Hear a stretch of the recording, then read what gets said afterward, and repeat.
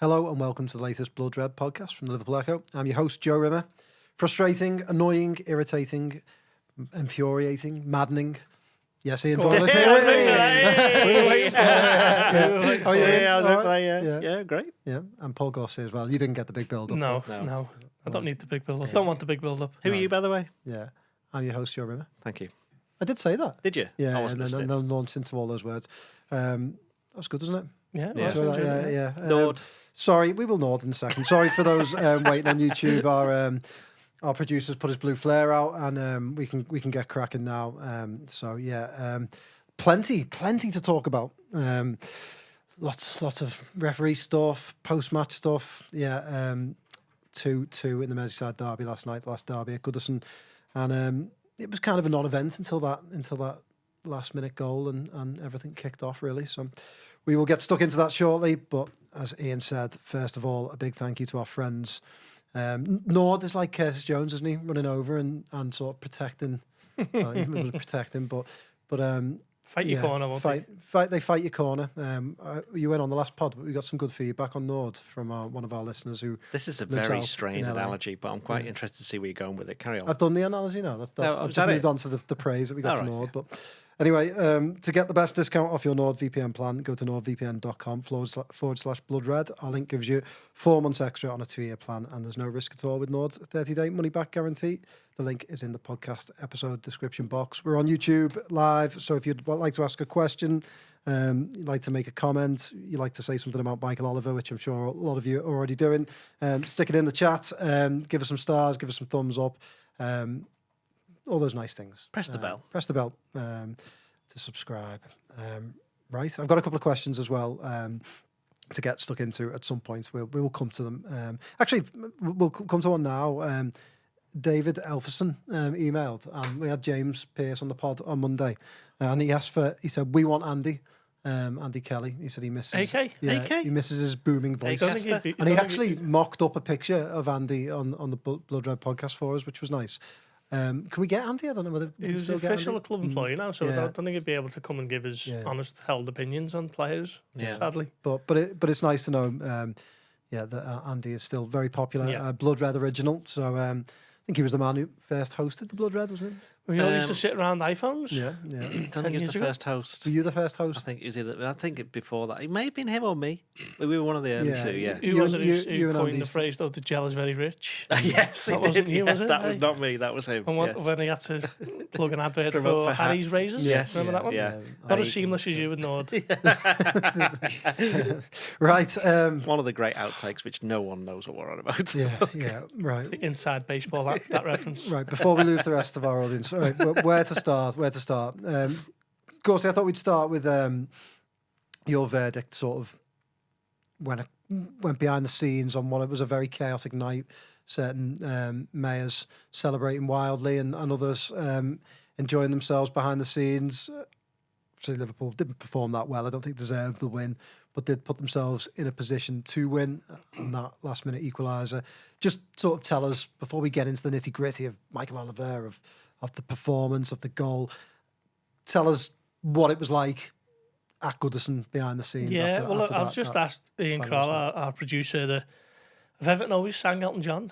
Maybe I'm just not as tuned into the Everton side of Merseyside football culture, but I don't really remember them doing that very often. And there they were, 40,000 of them singing. I guess that's why they call it the blues. And then I've just seen Mayor of Manchester, Andy Burnham, looking like he just found his winning lottery ticket, to be fair, hugging friends and all that sort of stuff. And making my way to the mix zone, walking past catering staff who was sort of humming Spirit of the Blues. There was a little conversation outside the boardroom where he was saying it's the best point we've ever had, and it all just sort of tied into this idea that this was an absolutely massive moment for Everton. And fair enough, final derby at Goodison Park, and all these sorts of occasions are remembered on moments and incidents, aren't they? So James Tarkowski's equalising goal will be one that will live long in the memory on the blue half of football fans in this region, and I think that's entirely fair enough. So yeah, you could just tell it was obviously a huge event for them, and Liverpool's part in it all was a bit of a sort of support cast thing, wasn't it, for the night? And they, of course, would have revelled in spoiling the party, and that would have been a massive 3 points. But it wasn't to be, and you could sort of sense how much it meant to Everton on the night. And, you know, I think Liverpool will just have to sort of take the medicine on this one. They're only 7 points clear as opposed to 9, but being in that position in mid-February with City now 16 behind is huge, really, isn't it? You know, no one could have anticipated or expected this. So I think looking at the positives, Liverpool's still in an unbelievably strong position. It was just a matter of the way it went from 9 to 7 in a blink will frustrate. Kiefer McDonald said to me this morning it was a bad way to get a good result. Do you go along with that? I think you've got to bear in mind that, right, obviously I'm coming at this from the point I covered Everton for 18 years, so I'd like to think I know kind of what I'm talking about, unlike most things. The Everton celebrations at the end, a lot of it was relief because it would have been unbelievably embarrassing for them to have lost that game because it was the last ever Goodison derby, and I don't think they would have ever really been able to live it down a little bit as well, especially it would have meant that Liverpool would have won more Goodison derbies than Everton as well. So I think there's all a lot of that. In terms of the stopping Liverpool winning the title, I don't really, to be fair, I don't think any of them mentioned that, to be honest. I think it was more just to do with making sure they didn't lose that last derby. And, you know, it also puts to bed the great myth that I've always banged on about for years is that Everton, when it comes to derbies, they're the only team that have bad decisions given against them. I mean, I've always said this, even when I was covering Everton, I think it's easy to forget when you actually, if you win more games than lose, then you're never going to reflect on bad decisions. Really, it's always the loser that has to reflect on that. And the fact of the matter is, over the past 30 or 40 years, when I was growing up, Liverpool and Everton were very much on a par with each other, and it's just gone one way since then. So, kind of the narrative has always been that Everton have been a bit hard done by with certain things, and they have some of them, but Liverpool have as well. And there was certainly one last night with the goal at the end, because I know you're going to go into it in a bit, but we'll come on to that. But overall, I agree with Gorst. I just think it's a point. I did say before the game that if Liverpool had won, I think they'd definitely win the league. I said that before the Forest game as well, and they've drawn them both. But that doesn't mean that they're not going to win it. And if you'd have said they were going to be 7 points clear, I mean, if this game had been played in December and had been a draw, and you got to this point now, and Liverpool was 7 points clear, no one would be getting agitated about it. It's just a little bit annoying for them that they'd put themselves in a position where they're winning 2-1. And to be honest, I don't think they deserve to be 2-1 up. I don't think Liverpool played particularly well. No. Although, when they did go 2-1 up, even David Moyes said this after the game, that Everton didn't look like scoring at all. I think Liverpool had actually done really well to close the game down. And then it was just that last little bit at the end where, Tarkowski's, I mean, the other thing, I think people are forgetting that what a great goal it was. What a great, for a centre-back. He basically cleared it into the net the way that centre-backs do. So, yeah, good moment for Everton, but one that I'm pretty sure by the time it gets to Sunday, Liverpool would have forgotten about it when they're playing Wolves. And as our producer, Ian, pointed out earlier on, he seemed to have forgotten that Liverpool and Everton are playing again in a couple of weeks at Anfield. That will be a night game, and given the manner in which the game ended after the final whistle, I'd imagine any trepidation would be coming from the blue half of Merseyside for that game. I've got no issue with all the celebrations. I find, but one of the things I really don't like about derbies is just like, especially since social media, it's always been about point scoring to an extent, but since social media, it's everyone's got to have like the final most significant say, haven't they? And I find all that. We're literally on a podcast doing that, though, aren't we? well, no, we're not. We're talking about the game, but I mean, like, this idea that, so what if Liverpool had equalised like that? Liverpool fans would have been celebrating wildly, so I have no issue with that at all. Let's talk about the goal then, the equalising goal. We'll stick with you, Doyley, because you wrote a piece afterwards saying Liverpool would have two big problems with that goal. Talk us through them. I haven't had a chance to have a look at just how much time was added on for when the two players were down. It was Alcaraz and Branthwaite, wasn't it? But it didn't seem to me to be more than 2 minutes, which is what was added on for the goal. But, that can happen, right? However, even at the time when the ball went in, I went, that's a foul. Straight away I thought that's a foul, that with a push from Beto on Canate. And it's one of these ones where if that happens in the centre circle, it's always given as a free kick. And I do think there's a certain element of... He gave one we have to just be, like yeah, that. Yeah. We have to, there's a certain element before. of, you have to be the human element of this, and that's, it would have taken a very brave person to have disallowed that goal in that stadium at that time. And to expect then to get out alive. I think basically, Yeah. I'm not saying that wouldn't have happened, but and I know we're going to have a difference of opinion on the refereeing at this game because we've obviously spoken about this just before we started this podcast. But I think that was reflective of a particularly not great performance from the referee, which I think you disagree with me on that one. Yeah, well, before you put me under that bus, I just want to say, first of all, I live a fairly decent life. I give a bit of money to charity. I've got children, but yeah, he makes above average cups of tea. I think. Yeah, I think not so. Not the best, but I even sometimes take the little litter picker out and go out picking up litter with my kids. So I don't deserve. Yeah, really? Sometimes that's a lovely gesture. Still not going to stop me from putting you under the bus, though. But I think all right. The final 8 minutes, you could say. I've seen a few people saying he lost control. I mean, I don't know. I don't think even God could have controlled that final 8 minutes. It was a bit crazy. The Salah one was absolutely a foul. Unbelievable, that one. That was the worst one of the night, I thought. Yeah, I thought that was the worst one of the night. The Konate one was a foul, but I would still argue, if you're a Liverpool fan, you score that goal and that gets ruled out for that foul, you would have been absolutely raging. Everton got a penalty at Anfield for less. Calvert-Lewin, all those years ago. And that can happen. And like you say, I think people never take the human element into it with referees. They expect them to be some sort of superhuman robot who can spot everything on the pitch at all times and get everything right. And I think if he'd have ruled that out at the end, he would have needed a police escort. He'd have to get like the FBI down there, the CIA and the MI6, to get him out of Merseyside. Why are they going to America for all this? What's the MI6 is MI5. MI5. What's MI6? What do they do? They protect referees. I knew that was coming. But yeah, I mean, like I kind of feel like I can understand why he's not blown up for that foul, and it felt like afterwards with the VAR they looked at the offside and they sort of moved on quite quickly from the foul. So yeah, the only thing I'd say about that is that when they showed the replay in the stadium after the goal had been given, as in the VAR, and then they showed it, and then when it got to the kind of push, the home crowd just went, whoa. You could tell that they were looking at it going, oh, we've slightly got away with that one there. But it's one of these ones time, that VAR, I think, was never going to go against Michael Oliver because of his reputation. And for him personally, the last season or two, it's like I was regarding him as easily the best referee. I don't know why people say this though. And now the last 18 months, he's kind of, I don't know what's happened there. But I don't follow refs enough to know if they go bad or indifferent.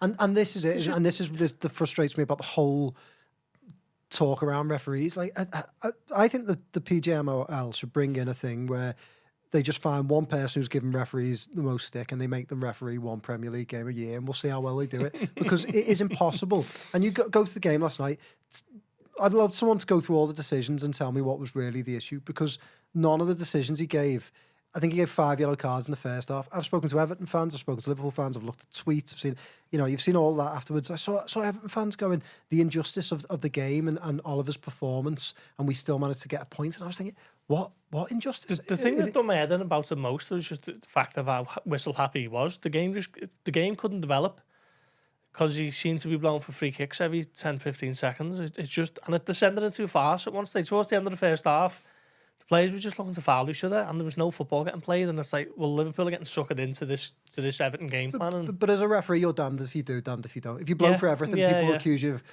of breaking up play and slowing the game down. If you don't, like, everyone will say the free kick that wasn't a free kick for the opening goal. But every person in the world seeing that first time thought it was a free kick. It's only when you see the replay afterwards and you see the lad, it's Ndiaye, isn't it? He sort of dives over the challenge. The one on Salah, I'd even say that dive. I'd even say that though, like when Mac Allister steps in, it's Mac Allister, wasn't it? Stepped in. Yeah. Like there's nowhere else for Ndiaye to go, so he has to hurdle over the challenge. So you could call it a dive, but I still think VAR can't get involved in that, and to the naked eye, absolutely look like a foul. So if you want to watch all the replays, the thing is, in isolation, that happens, but I think you have to look at it from the overall performance of the referee from the start to finish. And I think I put a tweet out I think during the first half, saying both sets of supporters are getting angry at him. And I think sometimes referees just have those games where they can never do the right thing. And again, going back to human nature, it's like it's almost like when a player has a bad game and the more he tries, the worse he gets. It was a little bit like that with him. I think he made too many wrong decisions. And unfortunately for him, a lot of the decisions ended up being quite pivotal in the way that the game went. What were the big decisions? Take apart, and we've discussed the two Everton the last goals 8 you've just mentioned. The last 8. Well, I'm not having that he couldn't have given a foul for the opening one. No one could see Salah until afterwards. That one. Salah foul. foul. Just say take the 8 minutes away. That's why I'm saying the rest of his performance across the 90 minutes. Idrissa Gueye could have been been So sent could off. Bradley. If Gakpo I think Gaze was the worst foul. He literally Which one? pulled They onto were him. both He pulled onto him. Bradley was late He on pulled someone. He got onto subbed off immediately afterwards. Well, Gaye got subbed as well. Yeah. So, but this is what I'm saying. I think if Yeah, Gaye There Yeah, you gets, go. Bradley Well, there could you have, go. So therefore, two managers have just had to take 2 players off because for fear of being sent off from things that that came from the back. I know you could say the fouls, but ultimately it's the referee not controlling the game properly. If the referee sends off Gaye, then you're going to have lots of Everton fans saying disgrace. Like he should let things go. There's got to be a degree of physicality in a derby. The same for Bradley. I actually think it's sort of both common sense. We ask for common sense. I just think I'll never back down from this. The pressure and the expectation on referees is just completely nuts. And Ian's nodding over there, but Ian's one of the people, our producer, who says that referees are really bad. They've got it in for certain teams. Referees are bad because everyone has an unrealistic. It's like expecting Salah to score a hat-trick every game, and when he gets 2, going not good enough. You could never go out there and do it. No one ever. All the people in the comments, all the people on Twitter, I reckon probably 1% of them have refereed a game of football at any level and have an opinion on it. Well, hang on. Well, none of us have played football at professional level. We have opinions on that. You've played football. Not to that level. Yeah, but you've actually how hard it is to sort of control a ball, to score a goal. It's a very difficult skill. Yeah, we know. Whereas a lot of people haven't picked up a whistle and refereed the game. I think Matt Addison, he's a ref, isn't he? Yeah, well, I remember we had this conversation last year. I can't remember why. I remember Matt coming on.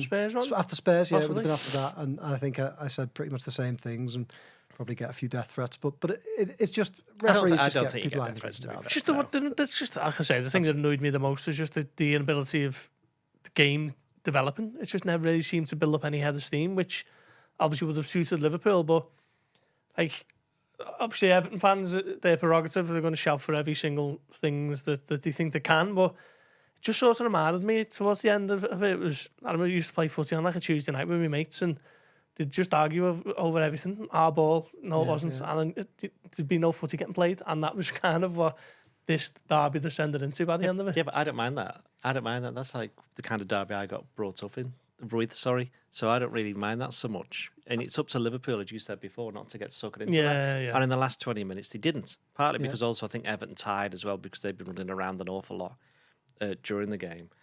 I just think any criticism of Michael Oliver that I'm doing here now is not based on last night. Just it's as I said before, it's the last 18 months. Before then, you go, oh, Michael Oliver's the ref, sound. Now it's like, oh no, and if he's the best one, what's happened? Name me, and again, people in the chat, name me a good referee. Do you know who I actually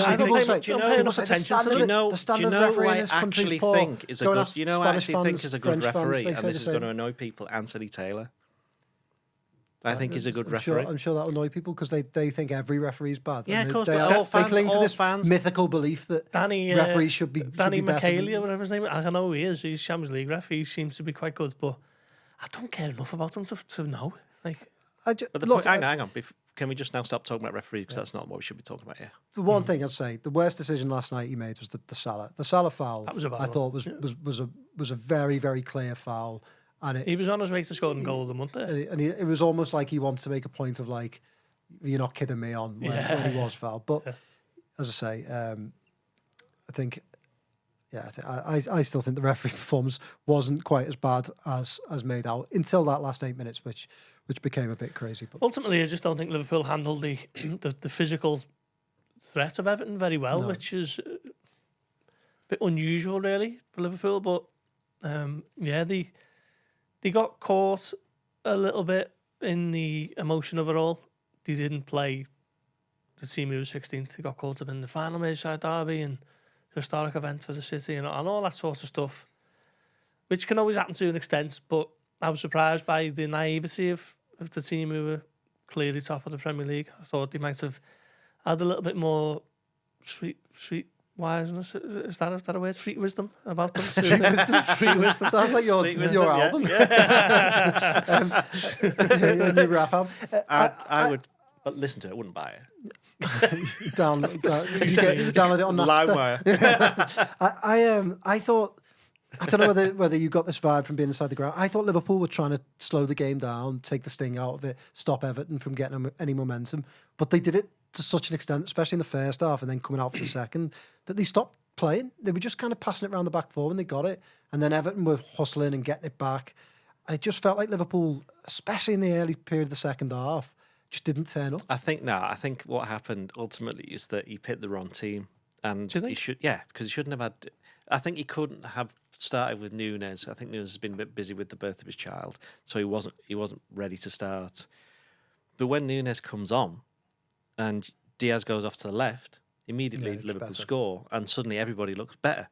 And that's why the last 20-25 minutes combined, all those other things I mentioned before about Everton getting a bit tired, and Everton not being able to bring on the quality that Liverpool can bring on from the bench. Because the other thing is Curtis Jones was involved in that goal. And he'd come on a sub, and I thought he'd done really well. It was a rare occasion of Gravenberch just not getting the time or space and then not using the ball properly in midfield. When you compare him to the other two midfielders, Szoboszlai, I thought last year he got proper frustrated with the game and Everton.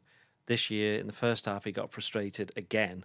But I think in the second half, he started to channel that into something more useful. And I think he was quite good in the second half. But Mac Allister was the best player on the pitch from either side in terms of just playing pure football. There's no coincidence that he starts and scores the equaliser. But but he's also, again, he's not averse to getting stuck in. He puts in the tackles on, obviously, fouls now and again. But he wasn't fussed about what was going on. He's not hardly the tallest player, is he? So, he kind of set the example for the rest of the players. And I think if one or two more had been like that, I mean, Canati, we saw what happened with him last year in the derby. First 10 minutes, I thought, oh no, he's doing it again. But then after that, I think up against Beto, I think he did well, which is unlike Van Dijk, who had a rare evening where, for whatever reason, I think he was probably, again, it was a rare occasion of him probably trying a bit too hard, wanting a win. And I think he kind of was misjudging headers and this, that, and the other, something you don't often see with Van Dijk. And Bradley and Robertson found it a bit difficult. It was no surprise that the pair of them got subbed. I thought Trent Alexander-Arnold, when he came on, very good again, because he brings a bit passes, more, again, a bit more quality, and that all puts in together where the subs actually made a difference from Slot, because from the start, I just think he picked the wrong team. Yeah, I'd agree with that. I mean, Luis Diaz through the middle. I mean, Gakpo was pretty anonymous, but it just isn't working, really, is it? No, I mean, he debuted it, didn't he, against Leverkusen, and it was this was a bit of a left field one from Slot, and then he scores a hat-trick, and you think, tactical genius, but it's been like diminishing returns every time he's played it since. He scores against West Ham, but I don't think he's been very effective in recent weeks, and it's just one that isn't really working for me now. I think he needs to go back to playing for the spot on the left with Cody Gakpo. Jota's back fit now, so him and Nunes should be duelling it out for the number 9 position. And like I've said for months now, I think that is the area that Liverpool needs to look at in the summer. Absolutely, Probably supersedes left back, and everywhere else is pretty settled, apart from, obviously what happens with the contracts. But a number 9 for me this summer, and for now, Jota versus Nunes for a spot in the front three. Jota actually has a big chance at the end, doesn't he? It's 2-1, and it's that late in the game that you're thinking, oh, well, that's not going to mean anything. But with the benefit of hindsight, probably could have done a bit better there. Could he have got a shot off? Couldn't really see because it was behind one of them big grey posts with a number C on, a letter C. You were very comfortable last night, weren't you? No, I certainly wasn't. No, I'm just glad we haven't got to go back to Goodison Park. Even by Goodison press box standards, I just couldn't believe how squash we were in there. I know this is of no consequence to the listeners, but a little insight into, it's quite difficult to type when you got your arms underneath the arms of two other people sat next to you. I don't know how our Everton colleagues do that every week. There's just no room. I've never been so close to Paul. I'm glad that Goodison can bring you. I'm glad that Goodison could bring you closer together. It's nice. Tell you what deodorant he wears now.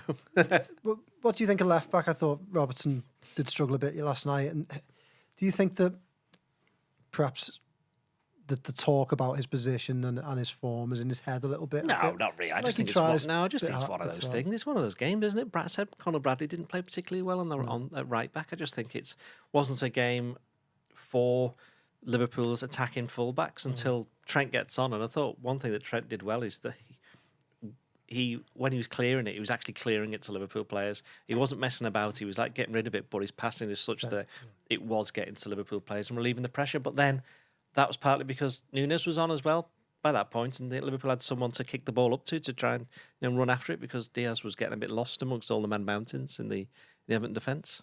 Just going back to Mac Allister's performance, I mean, obviously, great footballer, and I agree, thought he was the best player on the pitch, but I think his ability to get into positions and in the final third, he's not the biggest of guys, is he? But it was a great header and gets, he does. He has important moments, doesn't he? Yeah, I said that to you, didn't I? He scores important goals. He obviously gets the goal against Real Madrid to break the deadlock when Liverpool are the better team. Gets the second, is it, against Tottenham, which just sort of takes Liverpool a little bit further away from Spurs and obviously a big equaliser last night. And didn't look like it was going in at first. So time seemed to stop, and then next thing it just ended up in the corner and Liverpool level and out of nowhere. But I thought he was the only one who was looking to play last night, to get on the ball. He didn't look unfazed by the atmosphere. One of very few Liverpool players who weren't. And he was very good. And him and Trent were the two players when Trent comes on who were looking to just play the normal games, get on the ball, try and pick the passes, pick the holes. And my big thing coming into this one was, could Liverpool, if Everton sort of opened up a bit more expansively compared to what they were under Sean Dyche a few weeks ago, that would probably, help Liverpool a bit more, but it didn't. It was the exact opposite, and they looked I don't think Everton played expansively, though. But it was certainly a bit more than what they would have done under Sean Dyche, where they would have played for corners and yardage and stuff. But yeah, Mac Allister was very good, but too many around them weren't really. Nowhere near it. So what do you both make of the title race now? Ian, are Arsenal still favourites? Yeah, of course they are. Of course they are. You're going to expand on that? I don't want. We have to do this every single time. We know exactly why. Yeah. I don't have to expand even with on their injury problems. So Arsenal apparently were injured. Everyone was injured at the start of the season, weren't they? So they should be used to it. Yeah, I mean, it's a big injury. They're going to be stuck with a League Cup front three with respect to Trossard and Sterling for the next month or so, aren't they? That's only two players. Who's the third one? Well, Ethan Nwaneri is still as a teenager, isn't he? It wouldn't be any shock if he was in the League Cup team, but they're going to have to massively rely on obviously all three of them now. But Trossard's going to have something, unbelievable few weeks. Sterling is going to have to pull his finger out because he's been dreadful by all accounts. And Nwaneri, it's a lot of pressure on the teenager, although he does look like a special talent. So. Yeah, that was a bit of, never like celebrating injuries to players, but that was a bit of good news for Liverpool, wasn't it? Further depleting the Arsenal ranks. And, if Arsenal got everyone fit, you're still making the case that they need a top number 9. So, with no Saka, Martinelli, Jesus, Havertz, they're going to struggle, really. That's why I thought Doyle last night was so big, though. I thought if Liverpool had won, psychologically, what that could have done to Arsenal, they looked at it and gone, they finally played this game in hand, took the points. I still think they will look at it as a little bit of an opportunity miss that Liverpool still managed to get out there with a draw. But I think after the Havertz news and that, they might have just started thinking it was a little bit impossible. But the next week or so, or 10 days or so, is going to be absolutely massive, isn't it? Now, Arsenal will be looking at these games against Everton, Villa and City and thinking Liverpool can lose 2 of them. Yeah. Well, they got through one of them not losing, so they'll be hoping that, that they can lose those 2. But again, it's the old thing of if Liverpool draw at Villa and draw at City and beat Wolves and then beat Newcastle, this run of 5 games, what's that, 9 points? That's probably the bare minimum you'd be expecting from that. And you could cope with losing them, because then you're looking at the rest of the fixtures and you're going, all right, there's Chelsea away, there's Brighton away, but otherwise, apart from the Arsenal game at home, there's not really much to fear from them games. So, yeah, it is a big run of form. Had they won, as I say, I thought they'd win the league. They can still win it, but I think it's again, but forget all that. It's 7 points clear, isn't it? They've bought themselves. I wrote something, and I've said this a couple of times on this podcast throughout the season. You looked at the fixture list, and if Liverpool could get 7, 8, 9 points clear by the end of February, they have a great chance of winning it because the fixtures are that hard. That was obviously before the Villa game got moved, because that was meant to be played in March. So, yeah, I do think that if they are still 5 or 6 points clear after these run of form, then they're in a great position. Yeah, I mean, I think it flips as well. The pressure. I mean, this tough week for Liverpool, but the pressure has flipped onto Arsenal to start making up that gap. Every time Arsenal play, I mean, they can't afford to drop points, can they? Because if Liverpool do slip up and they somehow don't win, I mean, they're away at Leicester, aren't they, on Saturday? So those sorts of games, they need to win. And with their injuries, there's a lot of pressure on them, isn't there? Yeah, they're on the tightrope, aren't they? And they have been for a while, really. And every time it looks like Liverpool are just going to pull away just that bit too far for Arsenal, they always seem to get reeled back in a little bit. And this is the game in hand that we've been speaking about for 6 weeks now, isn't it? 2 months. Yeah. So 7 points clear in mid-February is an unbelievably strong position. Yeah. You'd be more concerned if it was Man City, wouldn't you? But it's Arsenal. It's Arsenal with no forwards, essentially. So, yeah, I think Liverpool do have enough breathing room to get through the next few weeks. Difficult fixture list, of course. But the City one's a bit of the unknown. You know, it's what City we're going to get. I mean, it's difficult, isn't it? Watching the Real Madrid game the other night. They're so good still at times, but they just seem to have quite a soft centre. Yeah. And they don't respond to setbacks. What were they doing at the last goal? It was just insane, that last goal. What was Kovacic doing?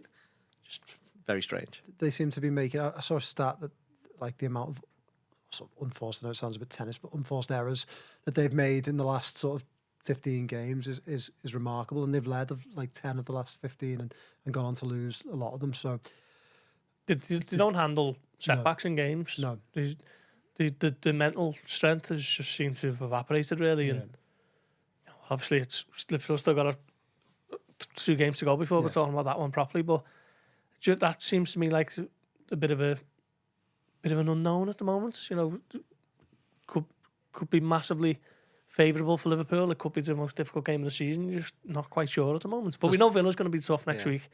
Wolves at home on Sunday, you would imagine that Liverpool can handle that one, and the 7 points advantage is still intact at the end of the weekend. We'll get to one of our questions before we have the final say in the derby. From Paul Chapman, friend of the pod. Hi, Paul. Hey, Joe, quick question. Will the Echo be doing a 32-page pullout on Everton's draw at home against Liverpool in time for the parade? I've rarely seen a team celebrate a draw in such a manner. I'm well aware of the history. My dad was a Blue. The first game I attended was at Goodison, but that's just embarrassing. How far has that club fallen? Answer that, Gorsty. I mean, this isn't the Royal Blue podcast, so you'd have to speak to Joe Thomas and Chris Beasley for a bit more expert insight.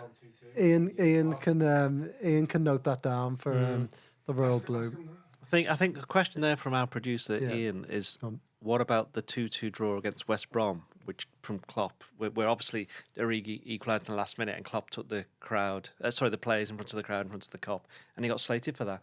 But that built a kind of camaraderie that ended up with Liverpool winning the Premier League, European Cup, World Club Cup, FA Cup and League Cup. So what I would say about Everton having only sort of, I mean, they used to do little bits of Everton, didn't they? But, you know, I think recruitment for best part of a decade has been largely really, really poor. They got the Machiri money, which Everton supporters had always sort of hoped that would be the moment that would allow them to take the next step.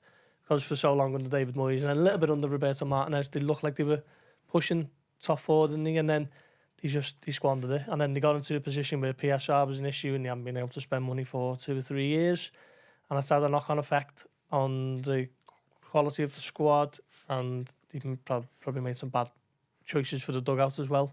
Yeah, in the last 10 years. I've got no issue with the celebrating. I think football's about moments, isn't it? And for any Everton fan in Goodison last night, I mean, Paul Wheelock, one of our editors, was there in the stands last night and said, look, it really wasn't about the result. It was just about that moment, and that's understandable, isn't it? So I don't really have any issue. And it's not like, I think I've been critical personally of Arsenal for some of their celebrations, but sometimes with Arsenal I feel like it's forced, whereas that certainly wasn't forced. No.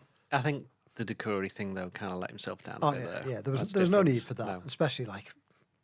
There was no need for it, you know what I mean? Getting pelters all season from Everton fans. Bit of a bang average. Isn't he on a contract as well? Legging round. Yeah. But now he'll be a Goodison legend, so he might get a new Well, he contract. already was for keeping them up a couple of years ago, I guess. Yeah. Famous strike against Bournemouth, was it? Thank you for the question, Paul. I hope you've calmed down a bit. And Any other questions? Engage that. No, that was the only one I had sent through to my What email. I probably would say, though, is... What about on the chat thing? You're saying, Joe, about you've got no problem with the celebrations, and Yeah. I don't think any of us have, really. It's what makes football. But also, I think people are totally within the right to sort of say the opposite. Oh, yeah. You know, you look a bit tin pot when you're celebrating a massive 2-2 win like that.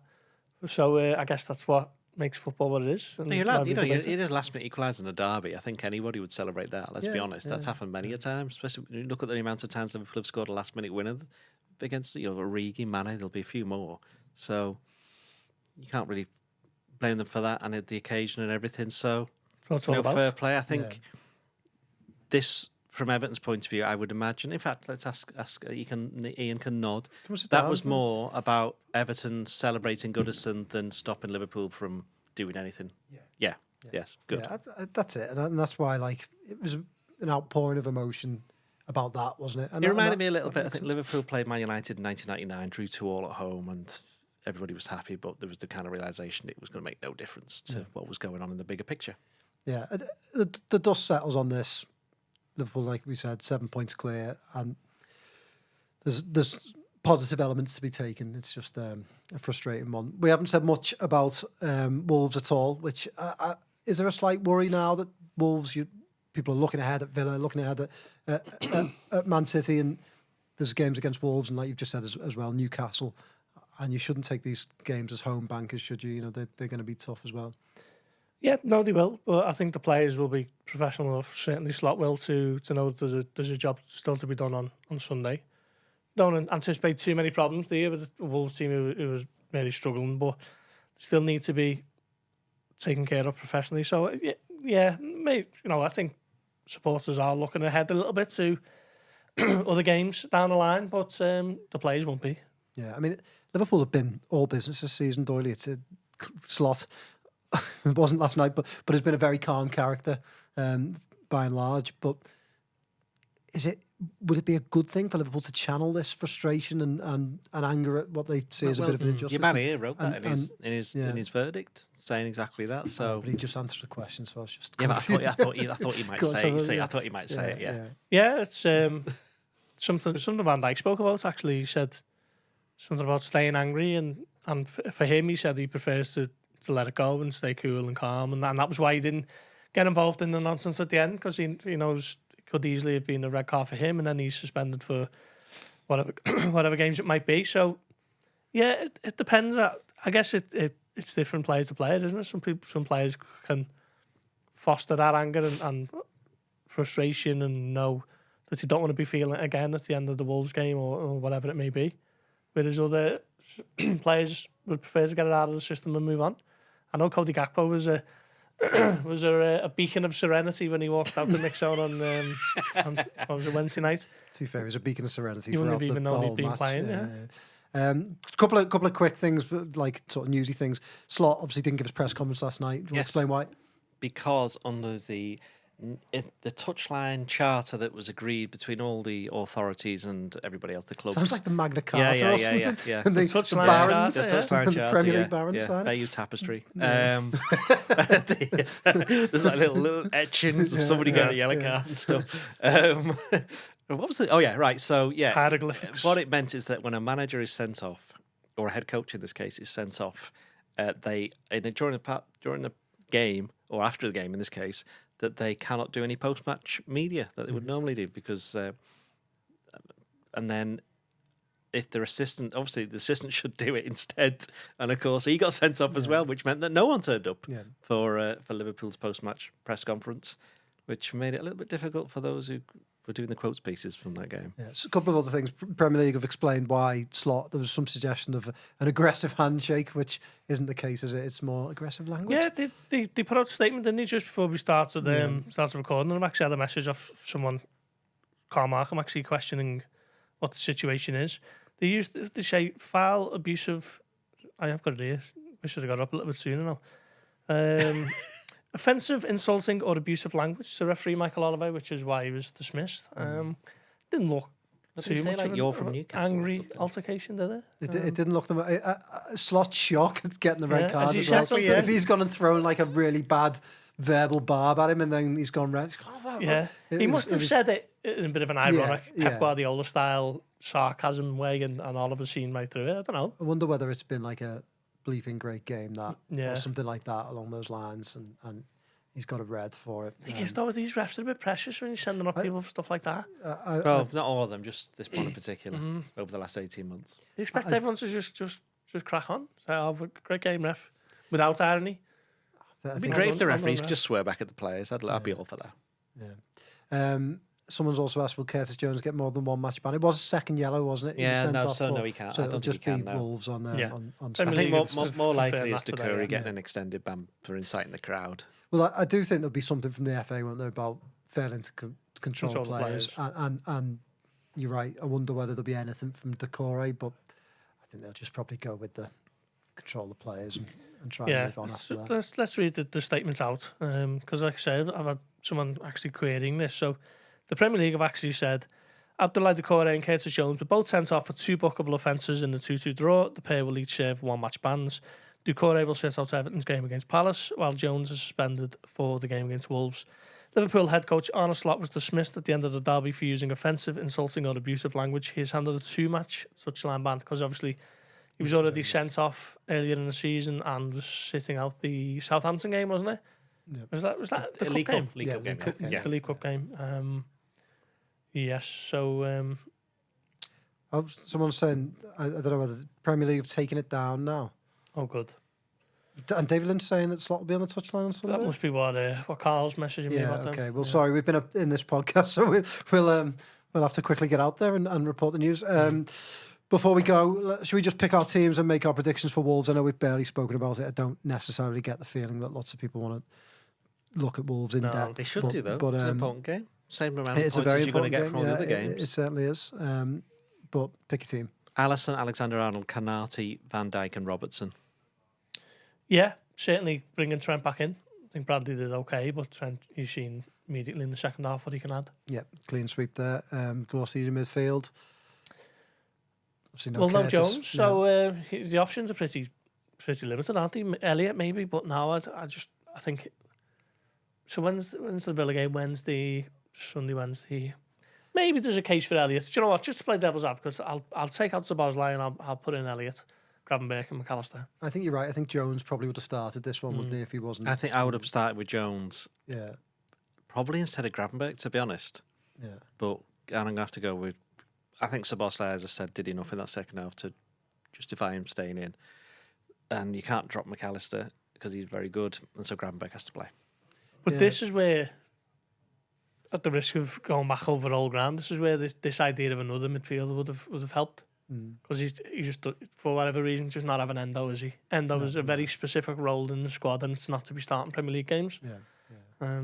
So this is where additional players might have helped. Surprised he didn't come on last night, Endo. I thought he might have come on at the Thought he end was and gonna come on slowed, at- yeah. and slowed things down. You would have thought he'd been...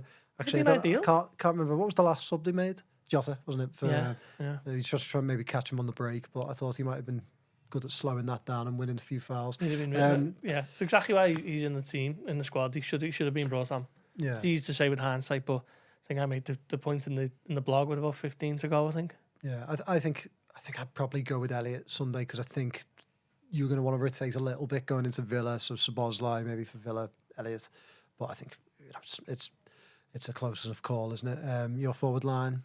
Salah, Nunes and Gakpo. Same, yeah. Just I don't want to see Luis Diaz as this false 9, number 9 thing anymore. I can confirm that Luis Diaz's dad was in the away end, though. Yeah. Because my brother was there. He's queued up next to him. Going Gets in. the credits, doesn't he? Old man Diaz. Yeah, exactly. How does he manage that? You've seen him at the what game were we at recently? He was in the mix zone. It's only small. Yeah. All right. Leave us alone. And then, yeah, I mean, Jota, Nunes. I'd probably go with Nunes. Just about. Right. And your score 2-0. prediction? 2-0. Yeah, standard 2-0, yeah. Yeah, I think go for a slot standard 2-0. Right, that's it. We'll be back on Monday. Do we have a guest this Monday? No guest this Monday as things stand. Does that mean we have to come in? We will have more guests. Yeah, we do, don't we? You will be our guests. Are you presenting? I think so. I'm not off on Monday. Am I? I don't know. You should know. I should know. I'm on a split. Oh yeah, I don't know whether I will be. Thank you. So All right, what- Ian knows our what's rota. happening Yeah, on Monday? because What's happening on Monday? Everton. Oh, it's play the their Everton, test it's the event Everton on this test game. game, So, isn't it? Yeah. so I might have to Test this. Test event. to be fair, after my All right, so it's going to be me, Paul Gorst, and Theodore Sebastian Barnaby Squires. yeah, and you can still send me some questions and I'll forward them on. So joe.rimmer@reachplc.com. I know I said some things about Michael Oliver, but be nice. We've all got opinions and we can all still be friends. So we'll leave it at that. Paul, thank you. Ian, thank you. See you on Monday. Bye bye.